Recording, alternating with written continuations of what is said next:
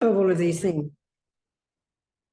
And so, of course, the Buddha's view, it would be, like any scientist, he's come up with his findings. So he's saying this is what he's observed. He's not saying we have to believe him, just like Einstein isn't, just like any botanist isn't saying, believe me. Buddha, like Einstein, and it's not a joke to say that, like a botanist, like a good cook, would present their methods and say, this is the recipe and this is the result. And then it's up to us to look into it. So what's the recipe in Buddhism, and what the result is? The result is, the big term, long-term result would be to perfect the mind, to achieve wisdom and compassion, to achieve this state called Buddhahood.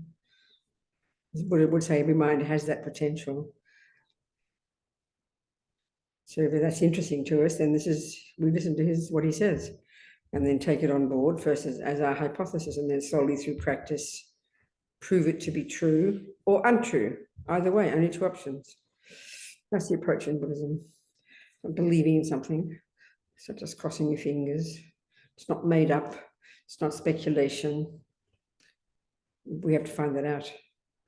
So with in mind the thought that, with the thought to take on board this information, to practice it, if I choose, may I develop my own marvelous potential for all of this, for my sake, and because I live in this crazy world together, to help others. Thinking this is why we're here together. Sangye Cheran, Sokye Chognam La, Jancho Badu, Jagni Kyapsu Chi, Dagi Chernyen, Gipe Sonam Ki, Drola Penche, Sangye Drupha Shog, Sangye Chadang, Sokye Chognam La, Jancho Badu, Jagni Kyapsu Chi, Dagi Chernyen, Gipe Sonam Ki, Drola Penche, Sangye Drupha Shog, Sangye Chadang, Sokye Chognam La, Jancho Badu, Jagni Kyapsu Chi, Dagi Chernyen, Gipe Sonam Ki, Drola Penche Sangye Drumpa Shog.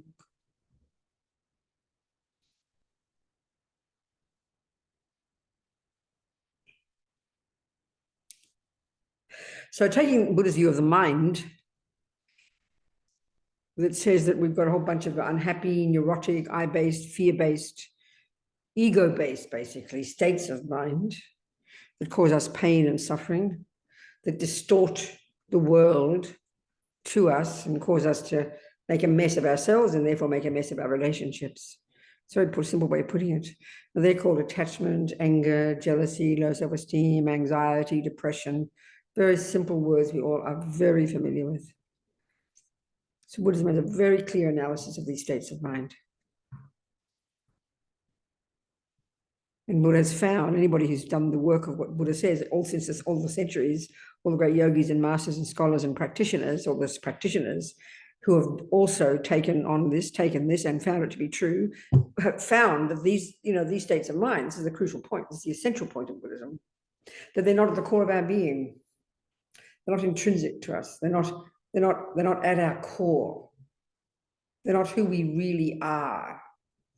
Therefore, can be removed. That's the entire point of all of Buddhist practice. He calls it, getting rid of suffering, cessation of suffering. It's called, the term nirvana refers to this. So the nirvana, your own nirvana plus developing compassion, that's Buddhahood. But the methodology, the practical down-to-earth presentation of all Buddha's nuts and bolts, that's the achievement of your liberation. And then on the basis of this, you're able to help others with the same thing because they've got the same potential. That's the idea.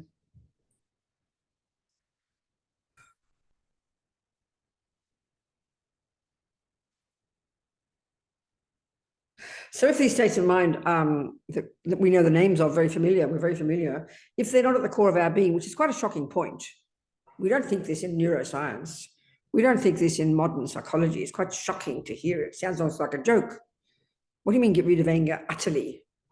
It sounds bizarre. In fact, so bizarre to us because we give it equal status along with the good qualities, the second category of states of mind, all the virtues and the goodness and the positive states of mind, love and compassion and kindness and intelligence and generosity and forgiveness, the ones we also know very well, that these are at the core of our being. This is a very shocking point. We give them equal status. We wouldn't mind having more of love and compassion and less attachment and jealousy, and that's true, but there's no method in our neuroscientific views nor in our psychology that would that say that you can rid the mind utterly of the first lot. That's extreme. That's too weird for words, you know.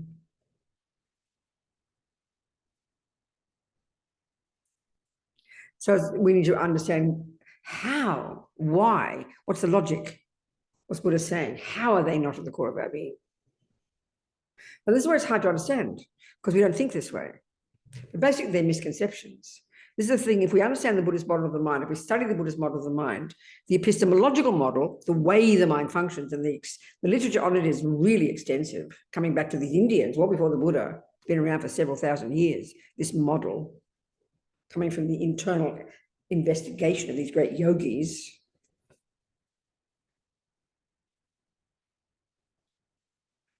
When we understand that the mind functions in different ways, mind has got more subtle levels of cognition. The job of our mind is to cognize, okay? Cognize. So the subtle level of cognition, we don't even posit as existing in modern psychology or neuroscience, because the subtle level of cognition in Buddhist view, and indeed the Hindus before, does not depend upon a brain. It's a more subtle level of cognition, a more subtle level of consciousness, a more subtle level of mind that we don't even posit because it doesn't depend upon the physical. It's beyond that. So that's where it sounds pretty abstract. You know, it's all there in the literature, the methods of how to access it. So that subtle level of cognition is more powerful and more accurate, which sounds again odd to us. But then we live at the grosser level, which we do comprehend. You know, we've got sensory consciousness, which is the really gross level, which is the capacity of our mind, which, by the way, is not physical. Consciousness is not physical. Mind is not physical, gross or subtle. But the grosser level of cognition, sensory consciousness, and a grosser level of our mental consciousness. We've got sensory consciousness and we have mental. Mental as the subtler level, and then this grosser level. And that grosser level is called conceptuality. When we understand this, then we can learn to understand the way the neuroses function and how come they're not at the core of our being and how come we can get rid of them. So we've got to do a bit of thinking through to see the logic of what Buddha's saying.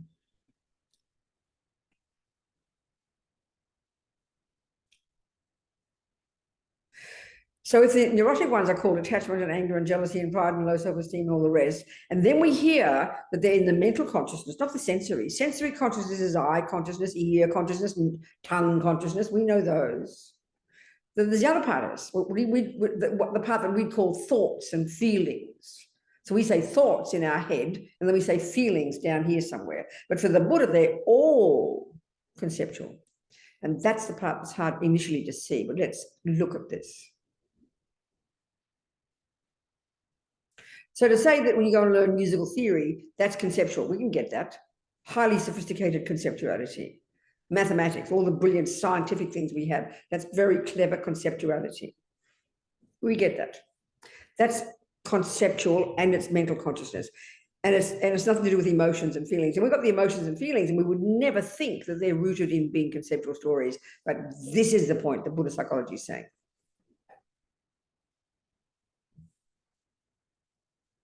So let's look at that. Because when we know that if we can take on board that they're conceptual stories, concepts, thoughts, then we know that we can learn new thoughts. We know that. You decide you're going to be a cook. You never thought of cooking in your entire life. You learn a bunch of thoughts. You learn things called recipes. They're called thoughts. You want to become a musician, you learn musical thoughts. You learn musical theory. They're thoughts. We mightn't say it like that, but they're all concepts. It's concepts. They're concepts. Mathematics starts with concepts. That's conceptuality.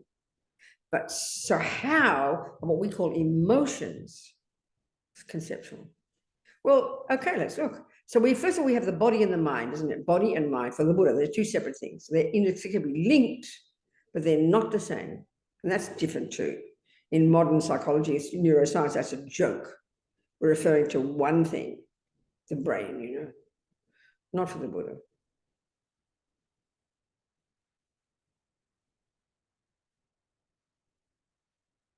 So let's look at anger, for example. So we might all have a different definition of anger, but but let's look at how we see it expressed.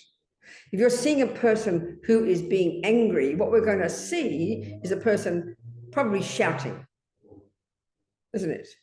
They're making loud sounds out of their mouth. They might be flailing with their hands. Let's say a child, throwing their body around, screaming, yelling. We'll go, oh, wow, look, she's angry, we'll say. What's going on here? Well, there's two things. The body is definitely doing plenty of things. The body, the hands are flailing, the voice is shouting. There's no question. There's no question about that. No doubt. But what else is there going on? Her mind. And what? Thoughts. Have a look at this. If you were to tape record, record what she's saying as she's screaming and yelling, being angry, this is not even meant to be clever. It's just so logical. If you wrote down every word that little child is screaming, what do you think you've got on a piece of paper? They're words, aren't they? She's saying, how dare you do that to me? I hate you. You are evil. You are the cause of all my suffering. I will kill you. What do you think she's saying? She's saying a bunch of concepts. They're called concepts. They're called thoughts. It's not rocket science. What we pay attention to is the body, though. The body. We think she's angry. We see the body. Well, that's just the body. The body doesn't get angry. Her mind is angry.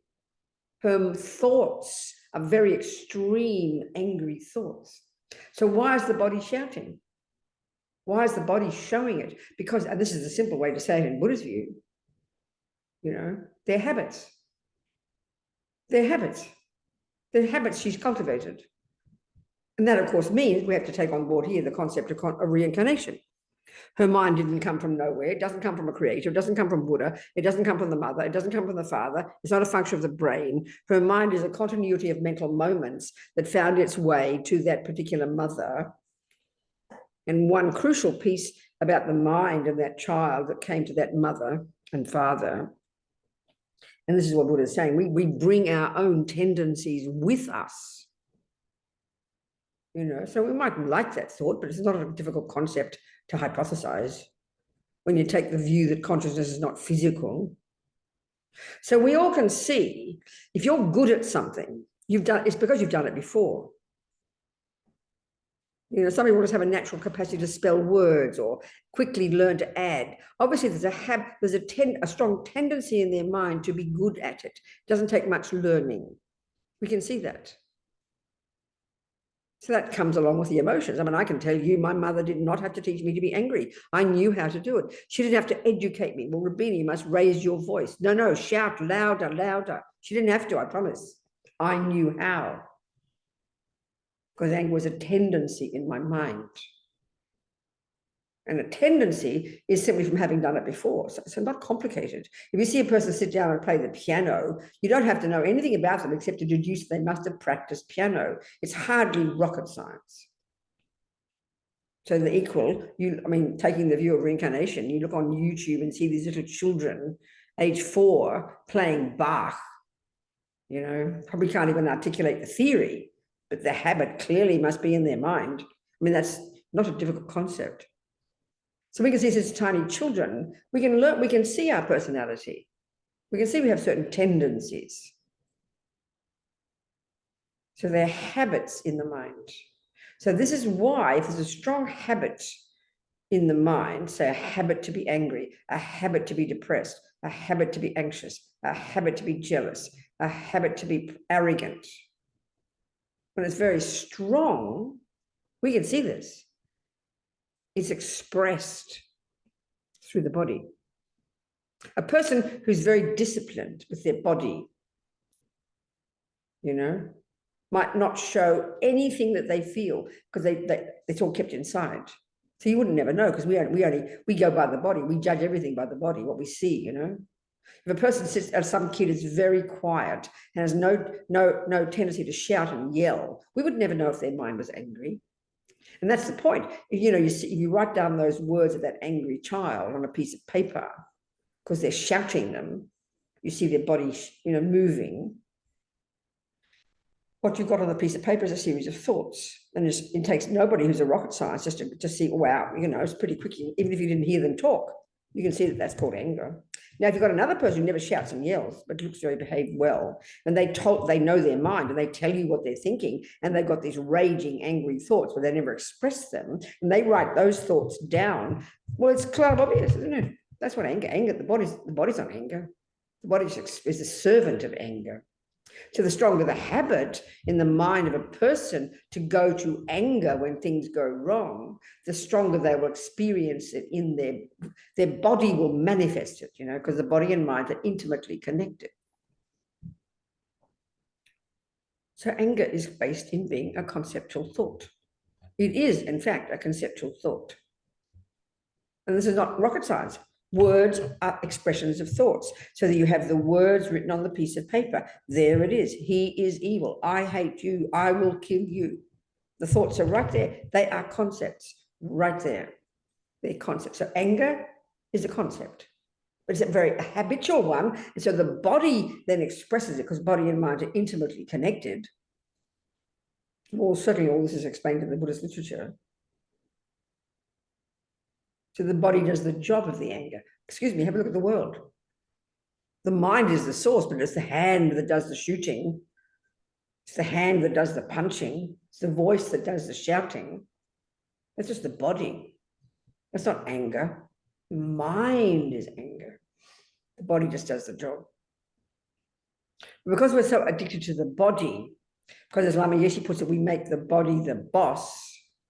Our tragedy is when it comes to our own mind, because we never pay attention in here, we only know that we are angry when it comes vomiting out the mouth. And of course, that's too late. So some people never know what they feel, because they don't, maybe if they're controlled behaviorally, they never know what they feel because we don't look inside. This is our tragedy in our culture. We only know we're depressed when we're inert in bed, can't get out. We only know we're angry when we're vomiting out or screaming and yelling, you know. So we have to learn to know our mind to get those thoughts before they become emotional. That's the skill that Buddha gives us. So, okay, if then anger is a concept, I hate you, you did this, you did that. What kind of concept is it? What kind of concepts are they? Well, this is an interesting point. In the Buddhist psychological model, got the neurotic, deluded, I-based, fear-based states of mind. Anger, compassion, anger, jealousy, low self-esteem, arrogance, pride, you name it. Then you've got the positive ones, love, compassion, kindness, generosity, forgiveness. It's clear the body's involved in those too. If you've got a generous thought, your hand will put $20 out. If your mind, I promise, if there's no thought in your mind, I will give her $20. You will not give $20, I promise. Your hand will be left in your pocket.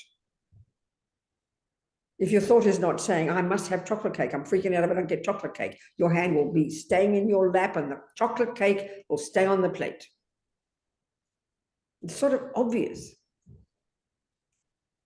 So the tragedy of these neurotic thoughts is that they express through the body, they're expressed through the body, and they do their harm to others as well as to oneself.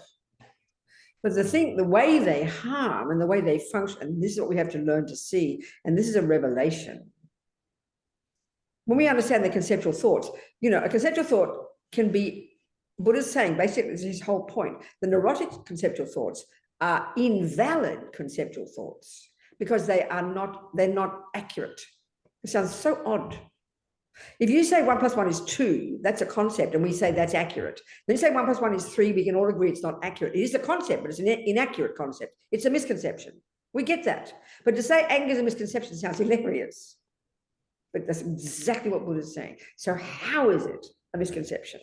This is the point. Because when we understand this, then we know how we can get rid of anger.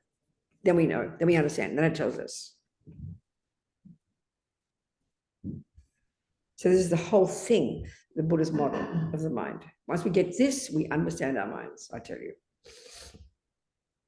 So the key function of these unhappy, neurotic, delusional, disturbing, distressing, emotional states of mind is that they're deeply disturbing. Just by the having of them, you feel miserable.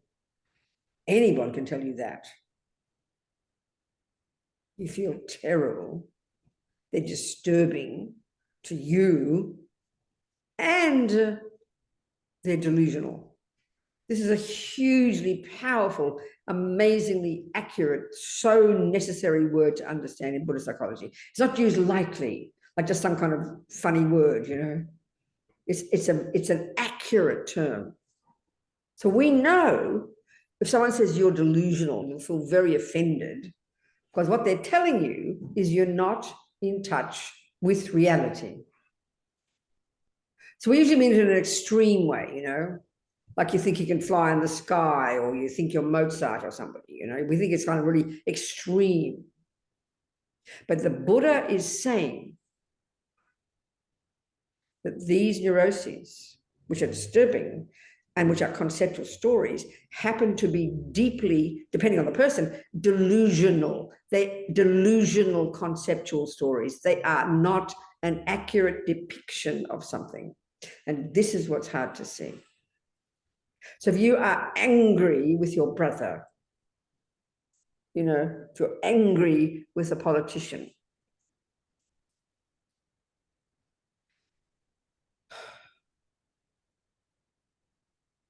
okay, forget that. Think of someone who's angry with you. That's when it's really clear. You did this and you did that, and I hate you. You're the cause of all my suffering. And we're listening to it and we're thinking, these people are out of their brain. They're completely exaggerating what I did. We absolutely know that, you know. They're totally exaggerating. And that's exactly what all the delusions do. The disturbing emotions, the afflictions, they exaggerate. That's exactly their function. But the tragedy is when we're in the midst of having it, we totally believe it is the truth.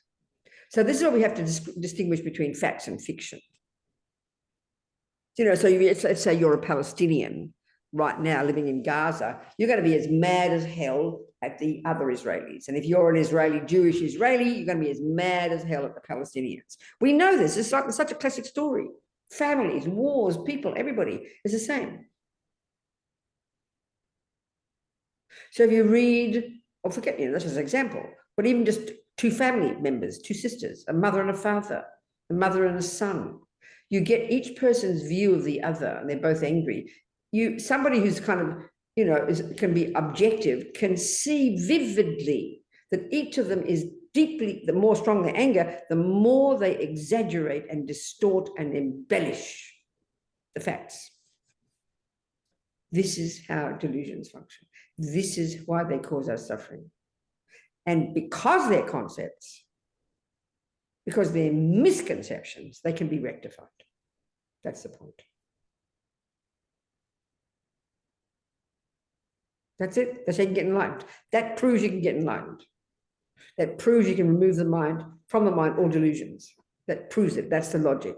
So we've got to get into that and think about it, you know.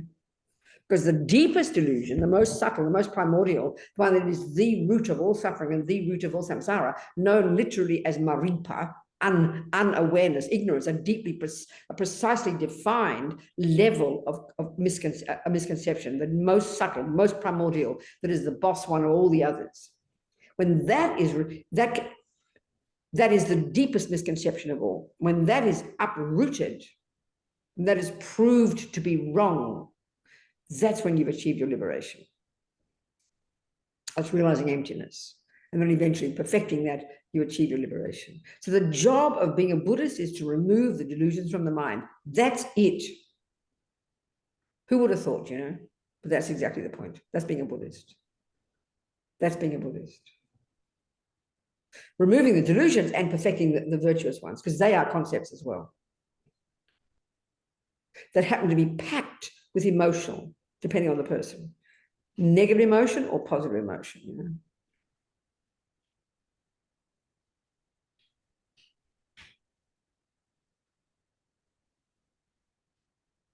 So that's the point. Are there any questions from that?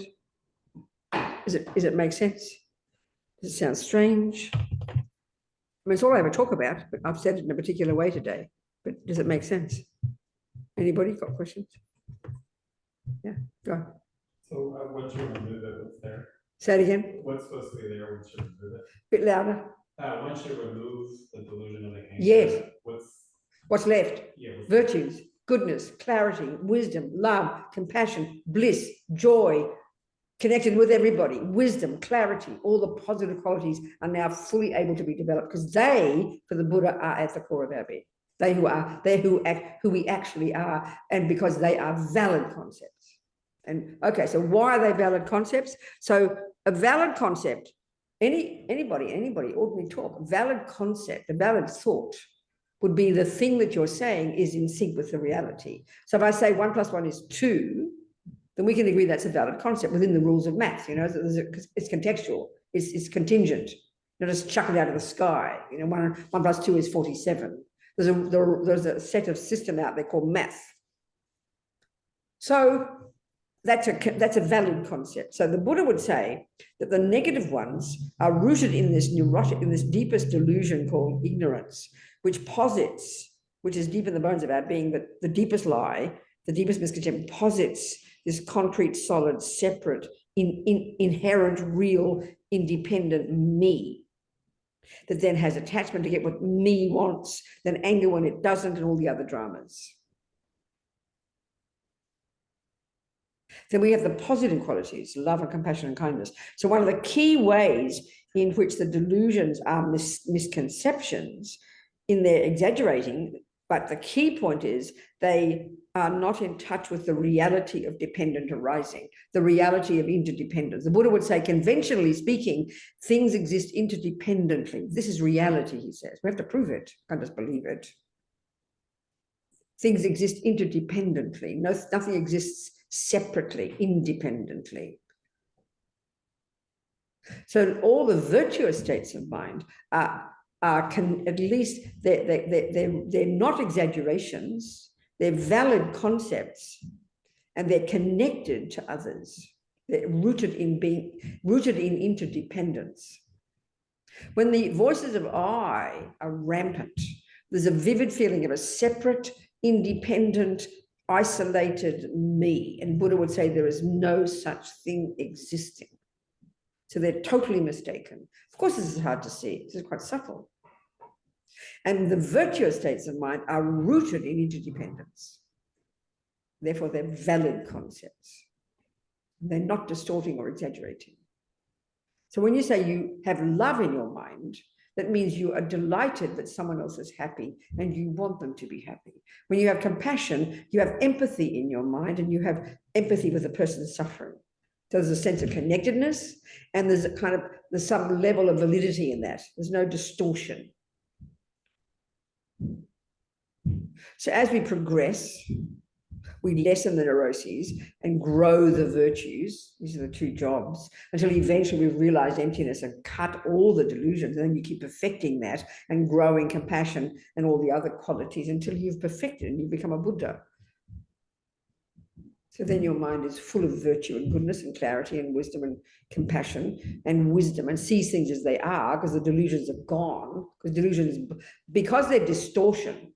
If I'm angry with you, all I'm seeing is you through the lenses of my anger. My anger dominates my mind, so it paints an ugly, ugly picture of you that clearly is not accurate. It blinds me from seeing all the other parts of you. When I'm totally in love with you, have attachment for you, that attachment completely blinds me from seeing the proper picture.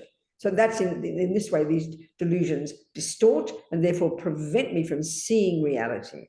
Literally, they are delusional. They cause me to be not in touch with reality. So as you lessen the emotional, the neurotic emotions, you become more fulfilled and more content and more loving and more compassionate, but also more wise, because you're seeing things more clearly now. That's the principle. That's how they talk. Does that make sense? Why does seeing more clearly lead to... Bit loud, I'm so sorry. Why does seeing more clearly lead to, like, Help you. and love? What? Why does seeing more clearly lead to compassion and love? Yeah, because one of the key feelings when you're full of anger, depression, anxiety, lower self-esteem, I think, would you feel if anybody's dominated by most, totally isolated, separate from others, sees like you're paranoid, you see danger everywhere, you see ugly people, you're overwhelmed by your own sense of a separate self. Would you agree with that sort of? So that's, and you're not being clear. If you're really always angry, you're like literally you're living in conspiracy theories and you're paranoid all the time. So as you lessen that, you become more you become less fearful, less neurotic, and more fulfilled, and therefore naturally more connected to others. If you're less angry and less neurotic and less jealous and less anxious, you have a natural sense of interdependence with others, have some empathy automatically. That can be grown to huge degrees. I think it's reasonable. Do you see my point? Make sense? Kind of, but the world's a pretty bad place. Wonder if you just see it as it is. So say it again, what? The world's a pretty bad It is a place. terrible place. So then And the you question start to is, see it so what's the growing. question? And so why does that lead to, like, you see the world in all its. So people do terrible things to each other. Then good question. So then why does that lead to love? Why does what lead to love? Seeing things in all its awfulness. Because you have compassion for people because they're harming themselves when they harm others. And that's, you've got to see that for yourself first. So when you start to look into your own mind and you start to own the anger and own the jealousy and own the depression instead of blaming everybody else, and you start to realize the pain it is causing you, and then you can see that's why you do things to others that harm them. Then you have incredible compassion for yourself. Then you can go, oh my God, the whole world's the same. Then you can have unbelievable compassion for the harmers because they're harming themselves and therefore harming others. That's literally the answer. And then you don't sit there with like thinking the poor things can't help it. You do what you can to change the world, help the world, but you don't lose the plot. I mean, if you're a parent and you've got a kid, I mean, like I always think of a pedophile. That pedophile's got a mother. And that mother, I think, can see that he harms himself. And that's the thing we find very hard to see because we'd rather be angry with the harmers. Do you understand what I'm saying? Yeah. So it's got to start here, though. That's it. That's the logic of it. Okay. What else? Anybody? Some thoughts, some questions? Anyone online here? Yes, Eileen, sweetheart, talk to me. Yeah, Joe, sweetheart. Are you saying? Let me see if I can make you louder. Hang on. Oh, go on, talk. So what we're saying is, I can't. Can we make it louder, please? Here somewhere or where? Well, mine is as loud as possible. Mine is as loud as possible. But there's some. Wait a minute. There's something down here that Sean would do. Down here somewhere. Do you know about it? This one. Audio? Audio? No, I don't know. Let's change it off and on. No, there's some other thing. You don't know, so don't worry. Yeah. Just try and say it loudly. I'll say, can you hear me now? I can hear you just, but go on, I'll listen carefully. All right. Are we saying then that everything It's really hard. Just a minute, honey. What are you doing? Okay, sorry. Hang on. Okay. It's always the same every week. Why can't we fix it, Sonny? Okay, I think it's the audio. What? And audio is fine. As far as I can go, it's as loud as possible. Talk now, Eileen. Can you hear me now? We're just checking something. Can you hear me now? Wait, Eileen. Okay, all right. Oh, I wonder. I've no idea, darling. Audio settings, go down below the bottom there. Audio settings. Yeah. Down the bottom, audio settings. See what that comes. Nothing. It should be connected to the GOPA and it's not, but I can't say my system. Here it is. Which one? Gomba. Okay, talk now. Is it better? Yeah, that's better. Now we're there. Can you Okay. next week you have it done ready instead of always having to do it when I'm here? Yeah. Not that I mind, but never mind. So now we're ready, Eileen. Tell Sheila. So is it, am I understanding that everything we experience through the sensory consciousness, whether it's everything that we experience in life through the What are you doing? Leave it. It should be. What are you doing? Just leave it. I'm happy with it. Okay. Talk to me, Eileen. that Fine. that everything we experience in life through the sensory consciousness Yes. is completely dictated by our mind, what's going on in the mind. It's not quite the right way to say it, but I know what you're saying. So what you are saying is we've got sensory consciousness and then we have mental consciousness, but we kind of conflate them, I think. So then if we see, you know, my example was I see this cup and I'll say, oh, I'm seeing a very pretty cup.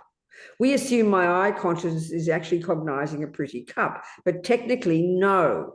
The sensory consciousnesses are very limited in their capacity for cognition. So eye consciousness can only cognize shape and color. But so what happens is quicker than Google, the billionth of a second my eyes land there, my mental consciousness is accessed. That's what Lama Zopa says. That's where the workshop is. All the millions of thoughts and opinions and viewpoints that I've cultivated in this life and indeed coming from the past. So up comes the thought out of my mouth. That is a well-designed cup. That is a concept. The shape and color is one thing. The other one is our opinion is a concept. So yes, throughout our day, from the second we wake up, our senses are working overtime.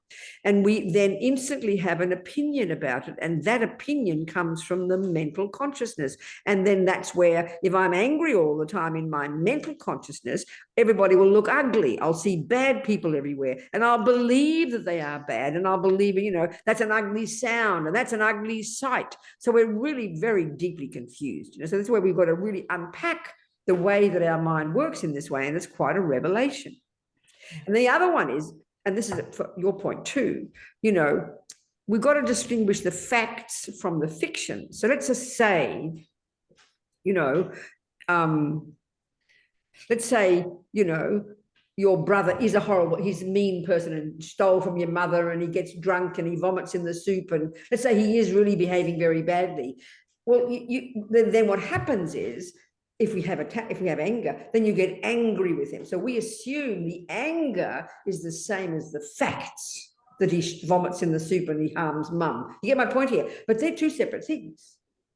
They're two separate things. One is, yes, he vomits in the soup, and yes, he does that, and yes, he killed people. They're facts. They are facts. But anger is an opinion on top that then makes it even worse and distorts it. But we conflate the anger with the facts. And this is really powerful. Do you understand my point? It's very powerful, that. So, you know, you stub your toe. A simple example, you stub your toe. And as soon as you stub your toe, because you've got a sensory consciousness, you get pain in your senses. You got your pain in your foot. That's a fact. Pain is a fact.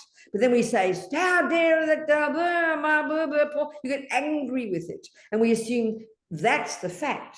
Or of course I'm angry, we say, I stubbed my toe. But they're two separate things. This is a revelation, I tell you. The same with attachment. There is a chocolate cake on that plate. It's a fact. But I don't distinguish the fact that there's a chocolate cake from my intense emotional hunger for chocolate cake and my exaggeration of its deliciousness and my exaggeration of its power to make me happy, which is called attachment. And I just assume it's all the same thing. We have to analyze all this. It's incredible. Do you understand, people? Do you understand, Eileen? That's what you're saying, isn't it? Yes, thank you. Yes. Yeah. That's what I mean. And this is really, we can see it. This is logic, you know. This is not religion. This is logic. But it's huge. I mean, that means we've got to be conscious every single second, you know. Distinguish between facts and fiction. It's very hard. And so, you know, that's when we're shouting and we're both fighting. All I'm doing is giving my angry opinion, and all you're doing is giving your angry opinion. And we're never going to communicate because you're exaggerating what I did and I'm exaggerating what you did. So that's why people never communicate. Because we're not saying facts. You know? Got to get the facts clear. It's very powerful. There is a war in Ukraine. There is a war in Gaza. There is that. There is this. They're facts. Then we have an opinion about it. We've got to distinguish the difference. Any more? Somebody else got a question? Aren't the opinions the thing that motivate one to act? Well, yeah, that's precisely. The angry opinion is the motivation to punch me in the nose. Yeah, sure. What good is that? They have a valid opinion, which has to be linked to the fact there is a war in Ukraine. Then you decide, can I help to fix something? And if you can't, then you do what you can. But anger is something on top. So you're suggesting you have to have anger to want to act. That's what you're saying. That's what the world thinks. Well, that's the other. That's what the world that's a thinks. very common thing that That's what the world thinks. Absolutely. If you don't, because we think if you don't get angry, you just don't care. Let all the Ukrainians drop dead. Who cares? And that is the problem. That's how we are. We couldn't give a, because we're all so self-centered. So we think anger is this kind of positive thing that makes you act. Do you understand? Or how about compassion instead? You act through compassion. That's the point. Remember Dalai Lama, some journalist saying anger looks like it's really effective. You get out there and you go and you act. You said, I understand, but it doesn't last when it's anger. It dissipates. If you act from compassion, then you don't give up. Do you understand? Of course, it's difficult. My God, this is so difficult. We've got to see it. So we've got to distinguish in the Buddhist between the delusions and the virtues. It sounds a cute word, but there's enormous job. Otherwise, we can not know our own minds. You understand? Isn't it? What? The hand, was it? Oh, sorry, I'm still stuck. So I see. Go back. You say, okay, we can distinguish what the fact is. You see the world. So go on. You see the world as it is. Well, no, I mean, okay, wait a minute. See the world as is a bit dramatic. Okay. If I'm less angry with you, I'm going to be a bit more empathetic with you and see and listen to your view. Already I'm a bit clearer. We can see that. It's really obvious. So between two ordinary people who are both shouting at each other, we can't hear anything the other person's saying because my view dominates my mind and I'm convinced I'm right and I see you through the lenses of my anger. So there's no reality at all. You're flailing around, try Robina. I'm somewhere in the middle there. So if I calm my anger down and then be able to listen to you and you can listen to me, we can get somewhere. That's being more realistic. It's just simple, not sort of see the world as it is. It's not something dramatic. Be more realistic. It's obvious. Would you agree? But go on, keep going. Yeah, I guess I wonder why you let the compassion and not like nihilism. Sorry, what? Why do you start to see the world more as it is? You see what? The world more as it is. What do you mean by the world more as it is? Like, What do you mean by that? I don't know. It seems like it's a pretty negative place, right? Like, No, wait a minute. You see, already giving an opinion. You mean bad things are happening. Right. But everybody, I agree with you. So how does that, I guess I'm still stuck, how does Okay, that lead to okay, I'll start compassion again. opposed to, Okay, I have to repeat my answer. I said it too. sheer, like, I have to nihilism or repeat my depression? answer because I said it too quickly. Okay, sorry. Okay, don't be sorry. It's a huge point. Have you noticed, I'm not trying to be too personal, but have you ever noticed you might get angry sometimes or jealous or resentful? If you do, then you're like the rest of us, okay? So have you observed that they cause you pain? Would you put it that way?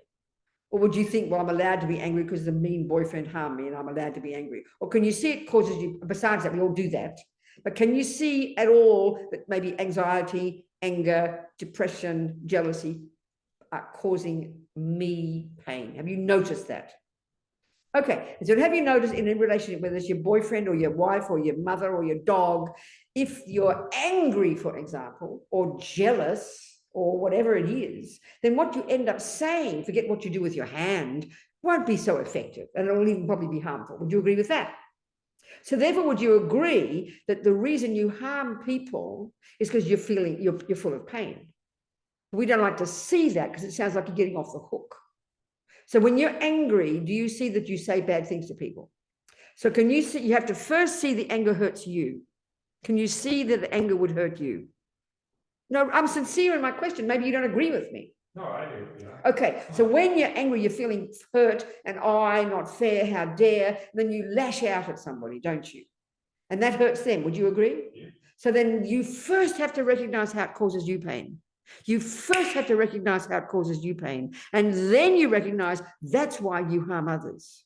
Can you see what I'm saying? When you have to know that first, really sincerely and really want to change because you're fucking sick of suffering. That's like having compassion for yourself.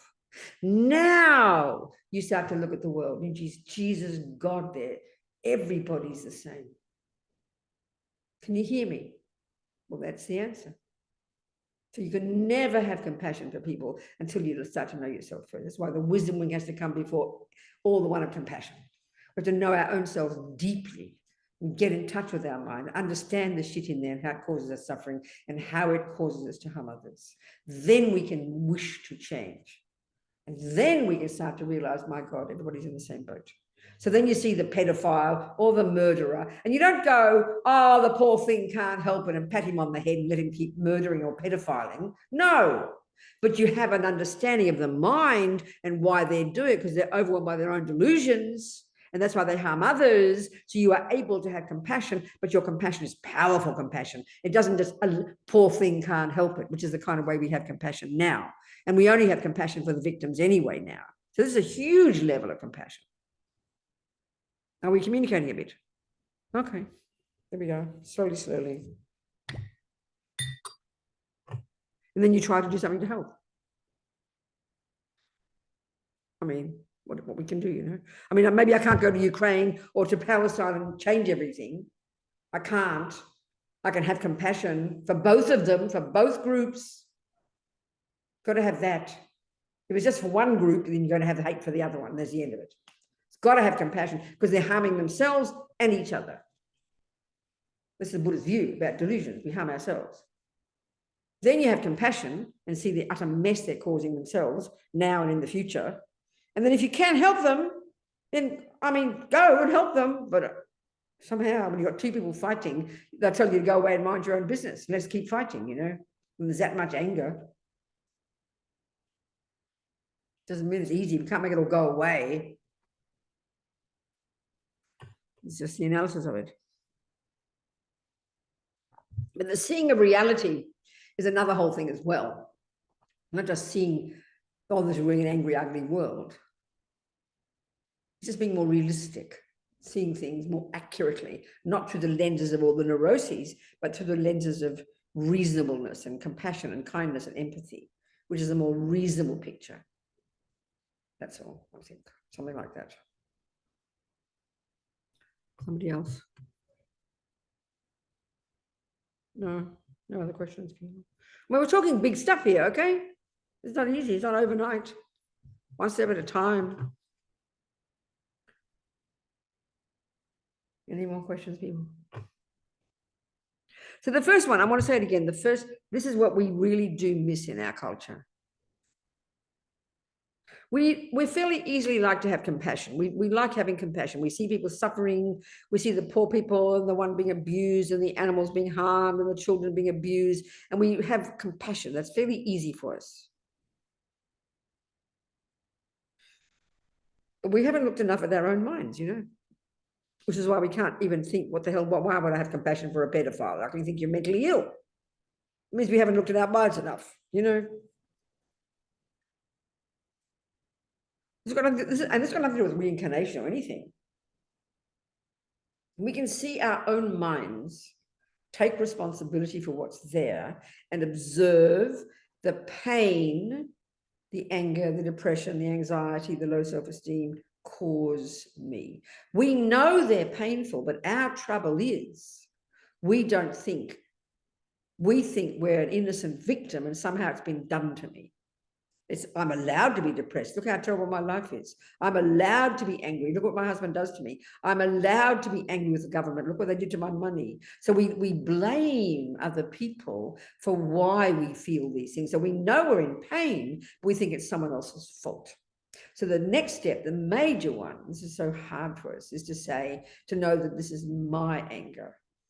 Yes, someone stole my money. Fact.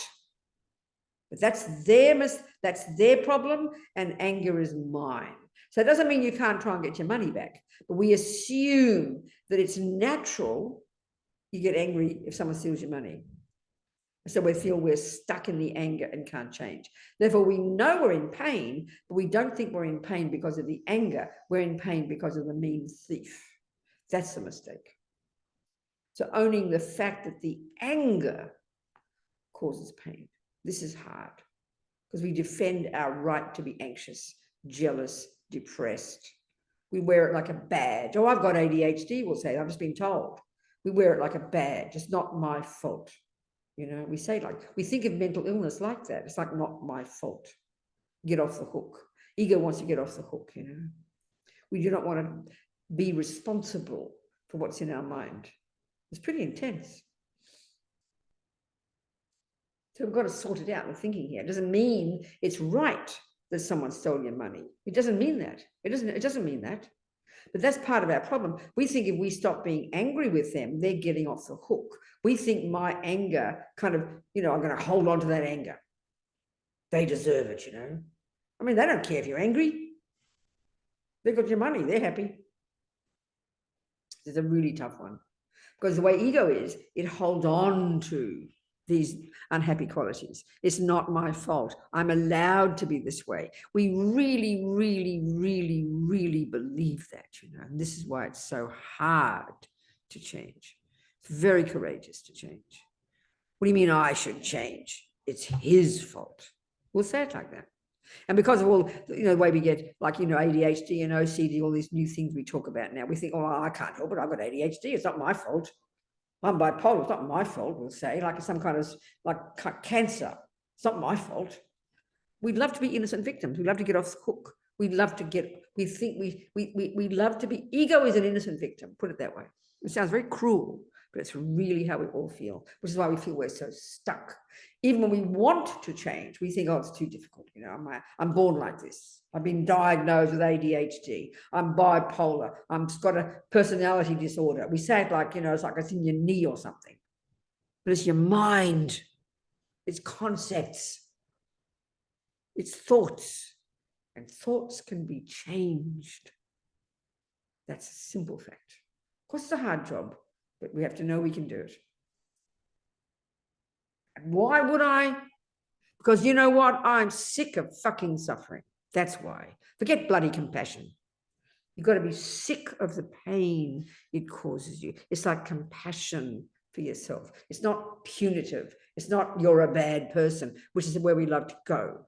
It's compassion to yourself. It's kindness to yourself. I am sick of this suffering. There's masses of work we need to get to get to this. Then we're beginning the inner work. Then we're beginning it. It takes time.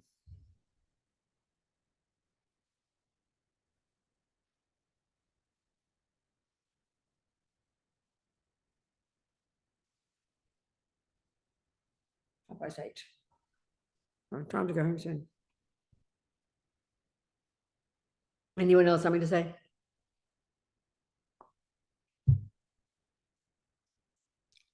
Oh. Yes, Tara and Manu, talk to me. Hi, Venerable. So when someone is angry at you, Yeah. what's the best way to react without reacting? Is this Tara or Manu? Tara. Who are you, Tara or Manu? I'm Tara.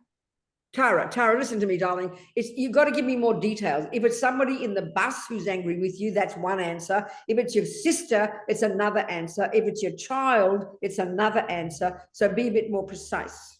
Family. So this is where it's difficult, isn't it? Yeah. And even then, it depends on the person. Is it like your old grandma, your mother? I'm not trying to be too personal, but it helps to be more precise for our discussion. If you not necessarily talk about yourself, but anybody. So give us a better idea. Because if it's a child, that's family. And if your child is being angry with you, you have a very strong responsibility to work in a different way with them. If it's your mum, that's something else. If it's your husband, that's another thing again. So be a bit more precise for me, please. Then we can discuss. I guess it would be a husband. Thank you. Good. Now we're getting somewhere. Okay.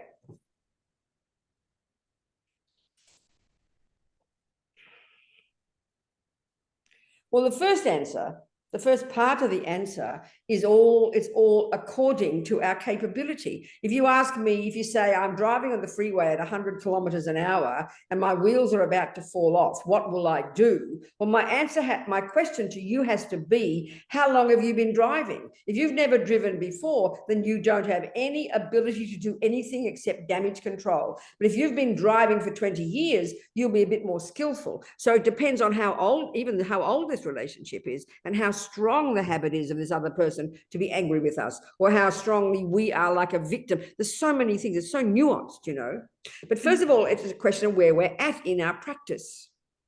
So if we're let's say if we're in a relationship where the habit has been the other person's a bit of a bully and always gets angry and criticizes me all the time. And now I've become familiar with that relationship and have fallen into the trap of being the victim. Then one of the first steps, like I've been saying now, is I need to know my mind. It's fine to see their anger, but I've got to know my mind, my tendency, let's say I've got huge fear of their anger. Let's say I'm terrified to upset them. Let's say I'm scared they won't love me anymore. That means we've got to know our own mind, not just what will I do about their anger. I've got to know my own mind well enough. So if I've been a victim all my life or in this relationship, maybe I've got to learn to stand up and say something. Because bullies love a victim. You see two dogs fighting. The moment one dog gets more powerful, the other dog shrinks down and becomes a victim and crawls on the floor, you know. So this is the trouble when we're in a dynamic with a person like a husband or even our mother. We fall into these traps, you know. And the other person maybe is more angry. Then some people are pacifiers and never want to say anything. They're scared of the person's anger. They will say anything to make them feel better. They'll try and calm them down. So we've got to know our own mind. We've got to know our own mind, what our response is, what our fears are, we've got to know ourselves, because that determines the answer. You see what I'm saying, Tara? I do. Thank you. Yes, darling, we really have to know. So if we are a person who is also angry, well, then you're going to have two people shouting. You're equal, you know. So then if that's the case, we have to learn to see the pain of the anger, learn my own anger, let's say, if it is, or whatever it is. But the more we see our own mind, so somehow if you have been a victim, the tendency has been that, you become a victim of this anger because you're afraid of it. And some people are terrified of other people's anger and will do anything to pacify them. Well, this is like a disaster, you know. So we have to know our own selves and not have fear, It's easy to say it. And the other thing is, like, again, there's a multitude of things, but one of the things in a relationship, if that's a habit from the other person to always be angry, finding fault, I've got to really look at my relationship and think, do I really want to be here? Is this the right place? And this is a massive point. So often we get stuck in our relationships. It could be at work, it could be with our sister, it could be with the husband. Oh, well, it's just the way it is, you know. And we remain like a victim in that relationship, which means we've not decided. So we've got to look freshly. Maybe I should stop communicating with my sister. I can't stop her anger. She's got this habit. I mean, you hear this so often with siblings, since they're children, these habits. Well, if it's unbearable, you've got to check yourself. Is this so unbearable? Because there's basically two options. If it is unbearable, you need to decide to leave. But if you do decide, no, this is the right job, this is the right relationship, this is good for me, all a question of your practice, then you decide this is a correct relationship, and then you work with it, meaning first, your mind. And as soon as you change your mind, the dynamic changes, you know. So you've got to see if you can cope with it. And that's a decision we almost can't bear to make. Oh, it's my sister. How could I leave her? Well, you can if you can't cope with it. If the job is that bad and you can't cope with it, you need to have the courage to leave that job. But we often don't decide. We neither decide to leave the relationship, nor do we decide to change our mind in the relationship, because there's only two things to change. One, change the relationship, or two, change your mind. Your mind, not his, your mind. Knowing how dependent it is, and as soon as so if a victim becomes strong, that immediately changes the dynamic of the relationship. When we are the victim, it's very hard to see this because we're so scared of the bully. But as soon as we become more strong, the bully loses power, because bullies are like babies. Bullies are like children. Bullies are infants. There's no strength there at all. They're cowards. So if we know that, which we often don't, then as soon as we become strong, we become more clear, the dynamic changes. So it's more subtle than, you understand what I'm saying, Tara? Yeah, absolutely. To think about, darling. Yep. Thank you so much. Good, sweetheart, good.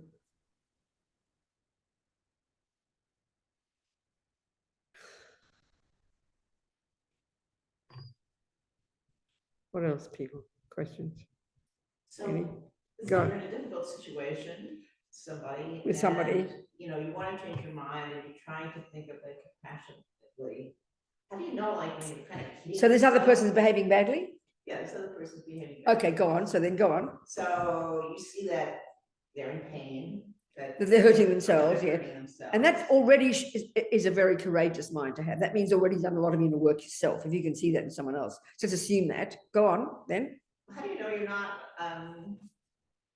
kidding yourself? I mean, that What? You're not that what? You're kidding yourself, that you're. You're not excusing- what? that What's the you're- word? that you're Key? Kidding yourself, that you're. Well, that's because if you're kidding yourself, it means there's attachment involved. So you've got to find out. You've got to find out. Because many mothers, if it's a mother, mothers, they're just constantly thinking they're having such compassion for their pathetic child who's running over them like rudeness and arrogant and misusing their mother. That's completely attachment. That's kidding yourself. Yes, that's attachment. Makes you weak and pathetic and full of rubbish. That's a disaster. I mean, the compassion's real. How do you distinguish that? I mean, Well, know your bloody mind, Sheila. That's what I'm talking about here. That's the first job. Knowing our own mind and distinguishing between the delusions and the virtues. That's the job. Without that, it can do nothing for anybody. Are we communicating? So can you be deluded thinking that you're compassionate? Can that be? Of course you are. When it's fun with, when it's driven by attachment, there's some compassion there, but it's usually often with family, siblings, and children, completely driven by attachment. We think it's called compassion. No, it's attachment because we're scared of what they think. We're scared to upset them. It's your little boy, your little girl, your little person. I mean, we're a disaster when attachment drives us. The compassion is still real, but it's polluted by the attachment. So it's not effective and not wise. Do you understand? Yeah. Of course it is. Excuse me, shout. Knowing our own mind sounds so easy. Having compassion for others sounds easy. It's tremendously hard because it's contingent upon having some wisdom in your own mind. Which means, that's what I'm saying, it's like having compassion for yourself. Knowing I'm sick of this anger but it's hard work. I mean, this is the job of being a Buddhist, and it's the hardest job we'll ever do. Knowing moment by moment what the hell is going on in our own mind, distinguish between love and attachment, distinguish between compassion and anger. It's really not an easy job. That's why we have to practice every day. Isn't it? What else, people? Who else is here? Any more questions? Question 25 to 9. Plenty of time. Any questions, people? So this is really the one we're stressing, and this is the one to stress. We have to know our own mind, you know. Even Tara's question about what do you do about someone else's anger? Know your own mind. It's almost like, you know, you can't do much. So I have a question about the senses. Yeah, go on. You said that, you know, when visually we either. Visual consciousness sees Right, shape and visual color. consciousness, we see shape and That's color. right. Yeah. What about the other senses? Like Well, ear conscious is just mere sound. In other words, it's not articulate, beautiful Mozart, or there's a trumpet.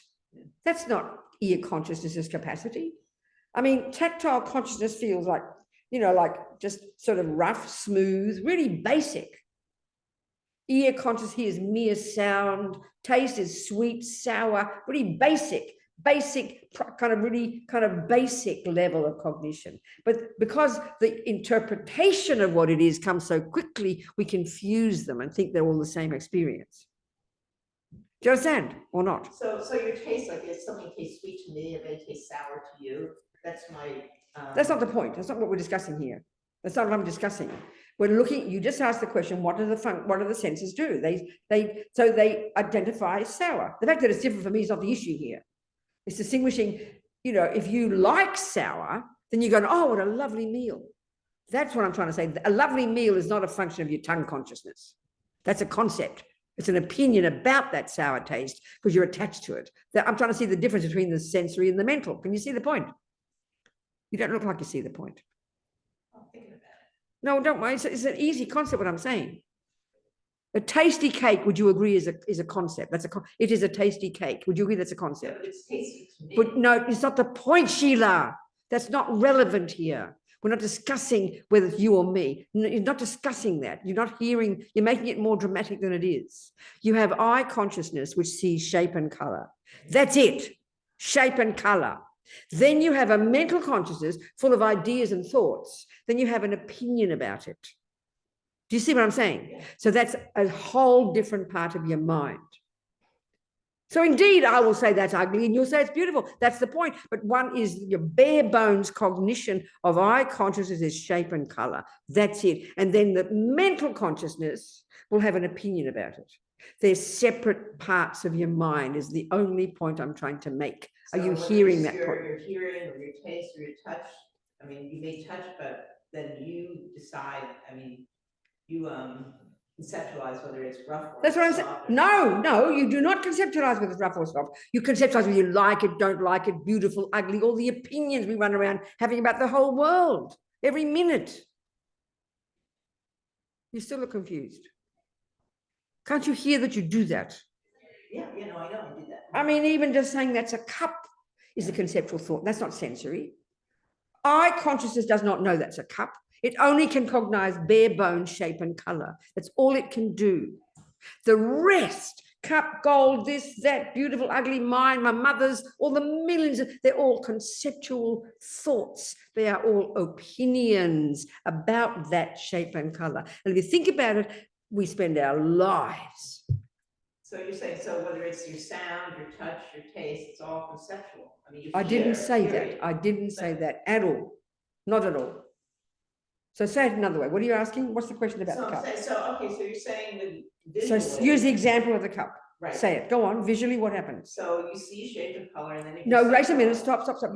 Your eye consciousness cognizes shape and be precise. Your eye consciousness cognizes shape and color. Then what happens now? Then next, what happens? Then you label it as. And that's your mental consciousness. That's what I'm trying to distinguish. There's sensory consciousness. Do you understand those words? Eye consciousness, ear consciousness, taste consciousness. They're bare bones, very basic. Can you hear that? Then you have opinions about those experiences. Would you agree? That's your mental consciousness. That's where all the concepts are. That's where the workshop is. They're all the opinions and viewpoints. Opinion, viewpoint, concept, thought, they're all synonymous.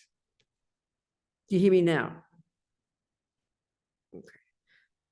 So you stub your toe, it's a sensory experience. Then you say that is bad, isn't it? Yeah, okay, yeah, it hurts. That's an opinion. No, that hurts is a fact. That's a fact. It's called pain. But how dare that happen to me, you know, like that. That's an opinion. And that's what we spend our lives doing. This person, this war, that politician, this, they're ugly, this, they do that. We confuse the facts with our opinions about them, is what I'm getting. One of the big things to think about. Do you understand? I mean, you know yourself, you might do one action and someone says, how dare you do that, Sheila? You took that last cake. That's what they interpreted. They projected that onto you. But maybe that's not what you did at all. I mean, that's what we're doing all the time. We're having opinions about things. But I'm talking here, the clear distinction between sensory consciousness and mental consciousness, where all the concepts and thoughts and feelings and emotions are. So the actual sense consciousness, you would say, let's say, would be neutral, and then the mental consciousness makes it good or bad. Well, I mean, you put it that way if you like. But neutral is not really the point. No, it's not neutral. It's not that. I didn't say that. Eye consciousness is only able to cognize. Every part of your mind has an ability to cognize something. You've got two parts of your mind, sensory and mental. Sensory and mental. Sensory are very limited in their capacity for cognition. Eye consciousness can only cognize shape and color. Ear consciousness can only cognize sound. Touch consciousness can touch, smooth, rough, whatever. Very limited in their capacity for what they can cognize. And then the millisecond my eyes see that shape and color, quicker than Google, my mental consciousness is accessed, where all my memories are stored, and I will have an opinion about it. There's a very well-designed cup. Do you understand what I'm saying? We spend our lives doing this. So one other way we're talking, when we talk about Dharma practice every day, that's got nothing to do with the senses. That's your mental consciousness. So within the mental consciousness, we have negative thoughts and positive thoughts. Do you understand what I'm saying? Yeah. And they're opinions. They're basically opinions. They're viewpoints. Anger is a viewpoint. Jealousy is a viewpoint. Depression is a viewpoint, an opinion. It's shocking to hear that because we think it's fact. Do you understand? Okay, good. So know our own minds is already just huge. It's huge. It's before we begin to help other people. We should know our own mind well. It's sort of obvious, but we just never think of it.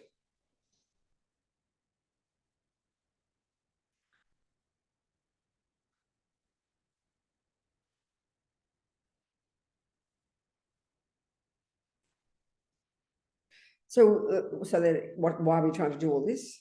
Because we want to be happy. Forget compassion, please. Forget compassion. Forget compassion.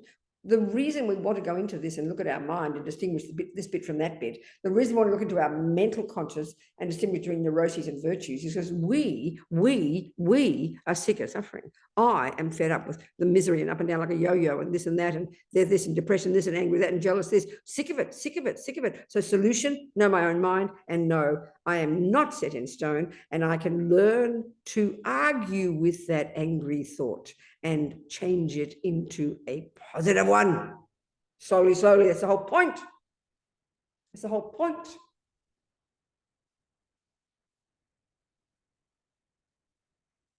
That's the whole point.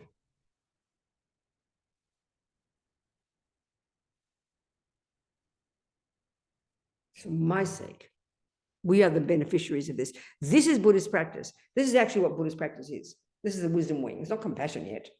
This is the nuts and bolts of Buddhist practice. That's what it is. This is what it is. This is what it comes down to. It's why you would meditate. It's why you practice. It's why you do anything. This is the first job. Sort your own mind out. So you can become more happy and fulfilled and content and blissful. Therefore, more compassionate and wise. That's the bonus. And connected to others. And therefore more happy.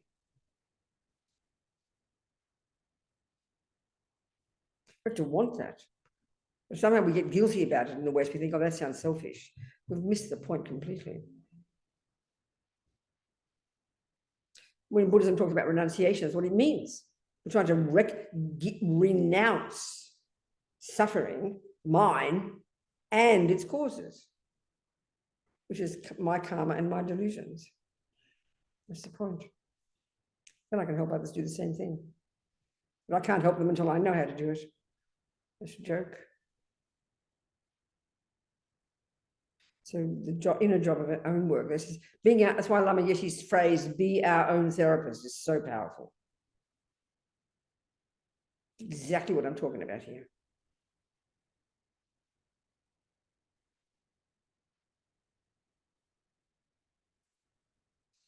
Okay, I think that'll do tonight.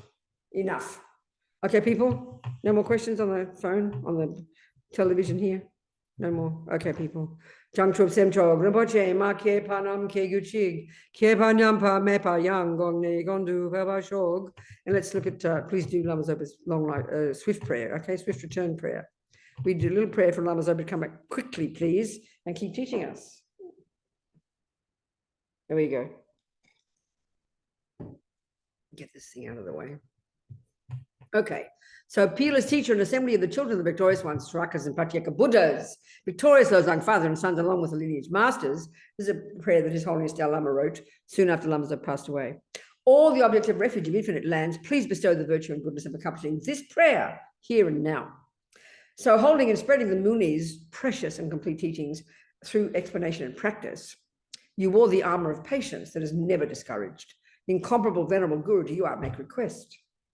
So while striving single-pointedly for the sake of the victorious one's teachings, the sole gateway through which all benefit and happiness emerge, and from other living beings, you suddenly departed to peace. Such a great loss. And so nevertheless, through the undeceiving truth of the blessings of the ocean of the three jewels and the great waves of bodhicitta of the children of the victorious ones, may the smile of a reincarnation swiftly beam in glory for fortunate disciples. So may Lama Zopa come back quickly. That's it. Jang Chup Sem Chog. I just did that. That's enough. And so all these seeds we planted in our mind by listening, if even 1% of what I said made any sense, then take it on board. use it to keep growing your own amazing potential so you can get happy. You got to get happy first, and then we can help others because we're all in the same boat. Okie doke. All right. Thank you. Thank you, people. Thank you, darlings.